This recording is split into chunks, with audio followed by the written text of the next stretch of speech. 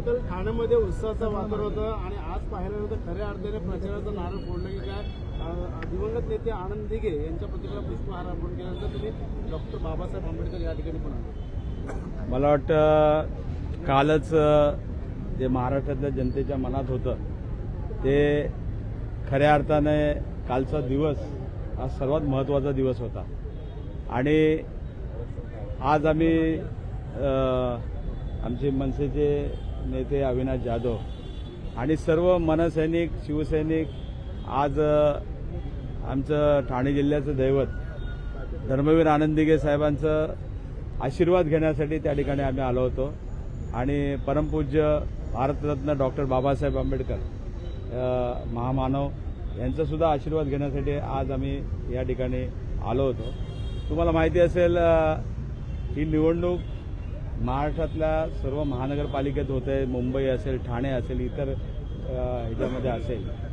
आज तुम्ही बघितलं असेल 23 जानेवारी हा बाळासाहेबांचा वाढदिवस आहे आणि शतक महोत्सव या ठिकाणी मला वाटतं संपूर्ण महाराष्ट्रामध्ये साजरा होतोय आणि तुम्ही बघितलं असेल ज्या बाळासाहेबांचं जे स्वप्न होतं की 80% समाजकारण आणि 20% राजकारण आणि त्याला अनुसरून दोन्ही पक्ष पुढे चाललेले आहेत. मग ते आमचे आदरणीय पक्षप्रमुख उद्धव ठाकरे साहेब असतील, त्याचबरोबर मनसेचे आदरणीय राजसाहेब असतील आणि ह्या दोन्ही बंधूंनी एकत्र आल्यामुळे महाराष्ट्रामध्ये नवचैतन्य निर्माण झालेलं आहे. त्याचबरोबर 27 जानेवारी हा सुद्धा आमचे ठाणे जिल्ह्याचं दैवत दिघे साहेबांचा सुद्धा जन्मदिवस आहे आणि त्यानिमित्ताने खऱ्या अर्थाने मुंबई महापालिका असेल, ठाणे महापालिका असेल, त्यांचं जे स्वप्न होतं ते स्वप्न साकार करण्यासाठी मला वाटतं मी ठाणेकर जनतेला आवाहन करेल, मुंबईकरांना आवाहन करेल, महाराष्ट्रातील जनतेला आवाहन करेल की हा शतक महोत्सव जो साजरा होतोय त्या निमित्ताने मला वाटतं मुंबई महापालिका असेल, ठाणे महापालिका असेल, महाराष्ट्रातल्या इतर महापालिका असेल, जनतेने भरघोस मताने त्या ठिकाणचे जे लोकप्रतिनिधी आहेत, नगरसेवक आहेत, त्या ठिकाणी निवडून द्यायचं आहे आणि हा शतक महोत्सव संपूर्ण महाराष्ट्रामध्ये आम्ही साजरा करणार आहोत.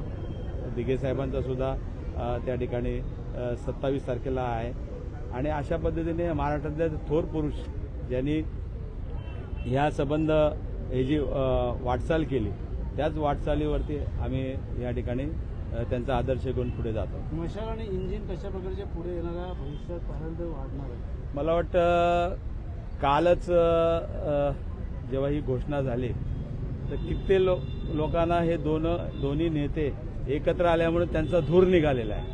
आमच्याबरोबर मशाल आहे, त्याचबरोबर इंजिनसुद्धा आहे आणि नक्कीच त्या धास्तीने त्या ठिकाणी आज कामाला लागलेले आहेत ते लोक आणि जनता नक्कीच महाराष्ट्रातील जनता ही या दोन्ही ठाकरे बंधूंना त्यांच्या पाठीमागे उभे राहील अशी मी ग्वाही देतो. संजय राऊतांना याच ठिकाणी अडवलं होतं, दिघे साहेबांच्या प्रतिमेला हार घातला होता, अभिषेक केला होता शिवसेना शिंदे गटाकडनं. वाटतं मला असं वाटतं अहो दिघे साहेब काय यांचे एकट्याचे होते का?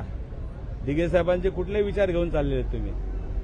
ज्या दिघे साहेबांनी कधीही कोणाच्या पाठीमध्ये खंजीर हे केला नव्हता, पण ह्या लोकांनी विश्वासघात करून आज जे बाळासाहेबांचे स्वप्न होतं, दिघे साहेबांचं स्वप्न होतं आणि दिघे साहेब शेवटच्या श्वासापर्यंत त्या ठिकाणी शिवसेना ह्या 4 अक्षराबरोबर होते. आज तुम्ही बघितले असेल दिघे साहेबांनी कार्यकर्ते घडवले, पण ह्यांनी हे कार्यकर्ते फोडण्याचं काम आज पैशाच्या जोरावरती आज संबंध हे करतायत.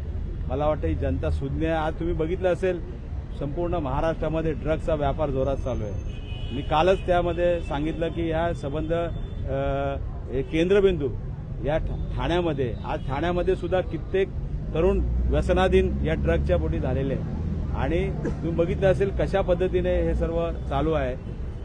भ्रष्टाचार ठाणे महापालिका लुटून खाल्लेली आहे.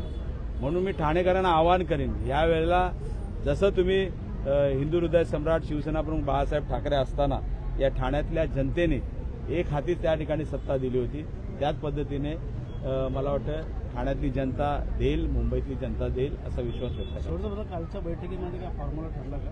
मला वाटतं आमच्या सर्व वाटाघाटी सर्व झालेल्या आहेत, काही अडचण नाहीये. आणि आम्ही सर्वांना बरोबर घेऊन चालणार आहोत. महाविकास आघाडी असेल, त्याचबरोबर मनसे तर आमच्याबरोबर आहेच, परंतु सर्वांना जे आमच्याबरोबर येतील त्यांना घेऊन आम्ही पुढे जाणार आहोत. अविनाशजी, अहो साहेब, सर्व प्रत्येक जण प्रत्येक पक्षाचे कार्यक्रम तिकडे चालू आहेत, त्यामुळे तुम्ही काळजी करू नका, सर्व आमच्या बरोबर आहेत. अविनाशजी, प्रश्नांची उत्तरं सविस्तर मिळतील, महाराष्ट्राला दिशा मिळेल, मराठी माणसाला काय करायचं याच्या बाबतीतल्या सगळ्या ज्या काही गोष्टी आहेत ते तुम्हाला यातून मिळेल. कोणाला आता काय प्रचार करायचा आहे तो करू द्या, त्या सगळ्यांना बोलावं लागतंय, हेच आमच्यासाठी मोठी गोष्ट आहे. या दोन भाऊ एकत्र आल्याचा इम्पॅक्ट हा संपूर्ण महाराष्ट्रावर पडलेला आहे. आज आम्ही जिथे जातोय तिथे लोक आनंदी आहेत, उत्साही आहेत.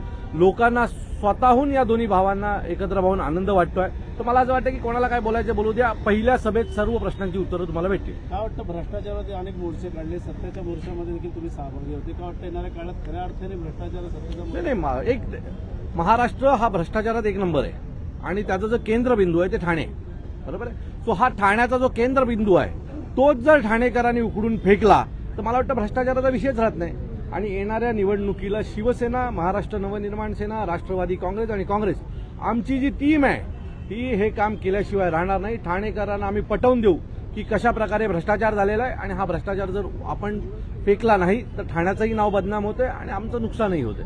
वाटतंय बालेकिल्ला समजला जातो एकनाथ कोणाचा? शिंदे यांचा. या कसा काय होऊ शकतो बालेकिल्ला? 2017 साली त्यांनी ज्या पद्धतीने निवडणुका लढवल्या आणि त्यांना मी परत सांगतो, बालेकिल्ला तुम्ही कशावर मोजता? आलेल्या नगरसेवकांवर की चोरलेल्या नगरसेवकांवर? आता जेवढे घेऊन गेलेत ते चोरलेले आहेत. आता चोरलेल्या नगरसेवकांना घेऊन तुम्ही जर बालेकिल्ला म्हणत असाल तर हे ठाण्याचं दुर्भाग्य आहे.